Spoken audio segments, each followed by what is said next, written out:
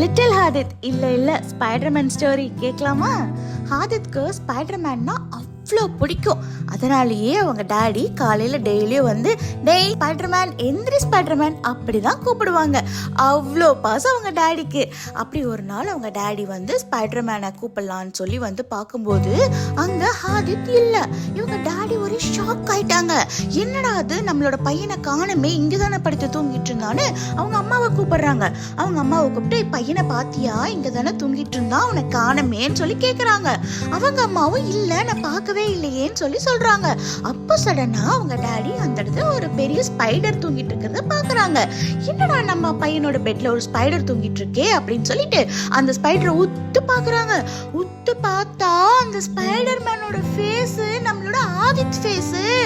Shock ஆயிட்டாரு அவங்க அப்பா.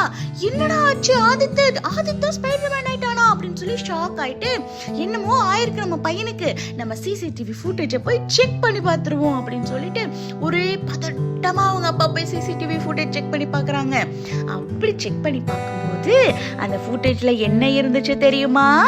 இந்த ஹாதித் குட்டி நானும் ஸ்பைடர்மேன் ஆக போறேன் பாருங்க அப்படின்னு சொல்லிட்டு ஒரு பெரிய ஸ்பைடரை வீட்டுல இருந்து எடுத்து அவன் உடம்புல கடிக்க வச்சுட்டான். அந்த ஸ்பைடர் கடிச்சனாலதான் ஆதித்தும் ஸ்பைடராவே மாறிட்டான். அவன் ஸ்பைடர் மேன் ஆவான்னு நினைச்சான், ஆனா ஸ்பைடராவே மாறிட்டான். இப்போ என்ன பண்றதுன்னு அவங்க அப்பாவுக்கு ஒண்ணுமே புரியல. அவரும் சேம் லொகேஷன்ல போய் அதே ஸ்பைடரை தேடுறாரு. தேடி கண்டுபிடிச்சிட்டாரு. இப்போ இந்த ஸ்பைடரை எடுத்துட்டு வந்து நம்ம என்ன பண்றதுன்னு ஒத்து பார்த்துட்டு இருக்கும்போது திடீர்னு அந்த ஸ்பைடர் பேசிடுச்சு. அவங்க அப்பா ஷாக் ஆயிட்டாரு. என்னடா அந்த ஸ்பைடர் பேசுது அப்படின்னு சொல்லி.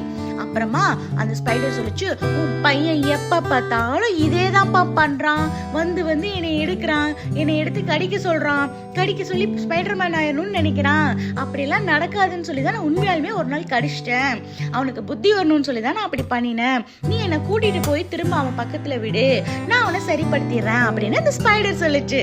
உடனே அவங்க அப்பாவும் எடுத்துட்டு போய் அந்த ஸ்பைடரை அவன் பக்கத்துல வச்சாங்க. அந்த ஸ்பைடரும் அவனை திரும்ப நார்மல் பாயா மாத்திடுச்சு. குட்டீஸ், உங்களுக்கு இதுல இருந்து என்ன தெரியுது? ஸ்பைடர்மேன், சூப்பர் ஹீரோஸ் அவங்க எல்லாருமே ஒரு அனிமிக் கேரக்டர்ஸ் தான். நம்ம அவங்களோட கேரக்டர் மாதிரி வாழலாம், பட் அவங்களாவே வாழக்கூடாது. ஓகேவா?